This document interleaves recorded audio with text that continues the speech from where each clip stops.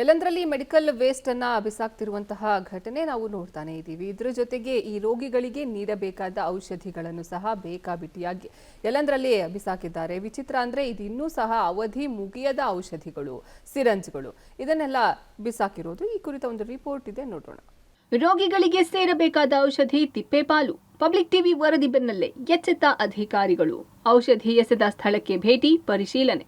Medical waste ಅನ್ನ ಸುರಕ್ಷಿತವಾಗಿ ವಿಲೇವಾರಿ ಮಾಡದೇ ಇದ್ರೆ ನಾನಾ ಸಮಸ್ಯೆ ಸೃಷ್ಟಿಯಾಗೋದ್ರಲ್ಲಿ ಅನುಮಾನ ಇಲ್ಲ. ಕಾನೂನು ಪ್ರಕಾರ ಶಿಕ್ಷಾರ್ಹವಾದರೂ ಬೇಜವಾಬ್ದಾರಿಯಿಂದ ಮೆಡಿಕಲ್ ವೇಸ್ಟ್ ಎಲ್ಲೆಂದರಲ್ಲಿ ಬಿಸಾಡುವ ಪ್ರಕರಣಗಳು ಮೇಲಿಂದ ಮೇಲೆ ಬೆಳಕಿಗೆ ಬರುತ್ತಲೇ ಇವೆ. ಆದರೆ ರಾಯಚೂರಿನಲ್ಲಿ ಅವಧಿ ಇನ್ನೂ ಮುಗಿಯದ ಔಷಧಿ ಸಿರಿಂಜ್ಗಳನ್ನ ತಿಪ್ಪೆಗೆ ಎಸೆಯಲಾಗಿತ್ತು. ರಸ್ತೆ ಬದಿಯ ತಿಪ್ಪೆಯಲ್ಲಿ ಅವಧಿ ಮುಗಿಯದ ಮಕ್ಕಳ ಔಷಧಿ ಹೆಚ್ಚಾಗಿ ಪತ್ತೆಯಾಗಿದ್ದು, ಕೆಮ್ಮು, ಜ್ವರ, ಮೈಕೈ ನೋವು, ಮಲ್ಟಿವೈಟಮಿನ್ ಸಿರಪ್ ಬಾಟಲ್ಗಳು ಬಿದ್ದಿವೆ. ವೈದ್ಯರ ಸ್ಯಾಂಪಲ್ಗಳು ಮಾರಾಟಕ್ಕಿಲ್ಲ ಅನ್ನೋ ಬರಹಗಳು ಸಿರಪ್ ಬಾಟಲ್ಗಳ ಮೇಲೆ ಬರೆಯಲಾಗಿದ್ದು, ಸರ್ಕಾರಿ ಹಾಗೂ ಖಾಸಗಿ ಆಸ್ಪತ್ರೆಗಳಿಗೆ ಸೇರಿದ ಔಷಧಿ ಮತ್ತು ಸಿರಿಂಜ್ ಒಂದೇ ಕಡೆ ಸಿಕ್ಕಿರುವುದು ಸಾಕಷ್ಟು ಅನುಮಾನಕ್ಕೆ ಎಡೆ ಮಾಡಿದೆ.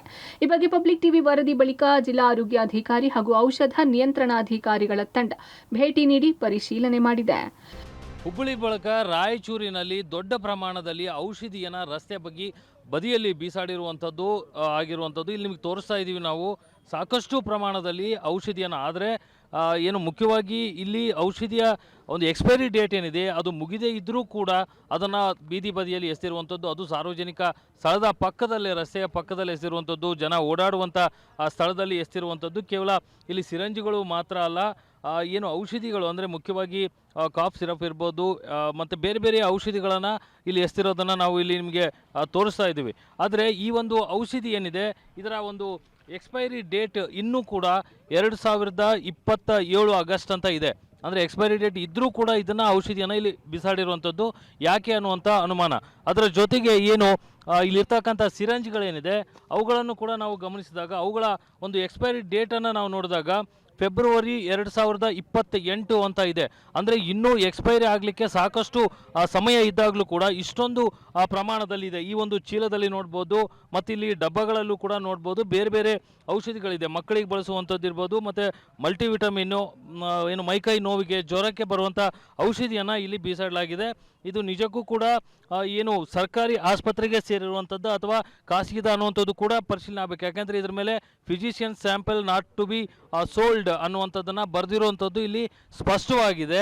ಹೀಗಾಗಿ ಈಗಾಗಲೇ ಏನು ಪಬ್ಲಿಕ್ ಟಿವಿ ಕೂಡ ಈ ಕುರಿತು ವರದಿಯನ್ನು ಪ್ರಸಾರ ಮಾಡ್ತಲೇ ಇದೆ. ಏನು ಸದ್ಯ ನಾವು ಪರಿಶೀಲನೆಯನ್ನು ಮಾಡ್ತಾ ಇದ್ದೀವಿ. ಇದರಲ್ಲಿ ಕಾಫ್ ಸಿರಪ್ ಇರ್ಬೋದು, ಬೇರೆ ಬೇರೆ ಸಿರಪ್ ಬಾಟ್ಲ್ಗಳು ಏನಿದೆ ಅವುಗಳು ಖಾಸಗಿಗೆ ಸೇರುವಂಥದ್ದು, ಆದರೆ ಸಿರಂಜ್ಗಳು ಏನು ಸರ್ಕಾರಿ ಆಸ್ಪತ್ರೆಗಳಿಗೆ ಸೇರಬೇಕಾದಂಥದ್ದು ಅನ್ನುವಂಥದ್ದನ್ನು ಹೇಳ್ತಾರೆ. ಮತ್ತು ಪರಿಶೀಲನೆ ನಂತರ ಕ್ರಮಕ್ಕೆ ಮುಂದಾಗ್ತೀವಿ ಅನ್ನುವಂಥ ಮಾತನ್ನು DSO ಡಾಕ್ಟರ್ ಸುರೇಂದ್ರ ಬಾಬು ಅವರು ಹೇಳ್ತಿರುವಂಥದ್ದು.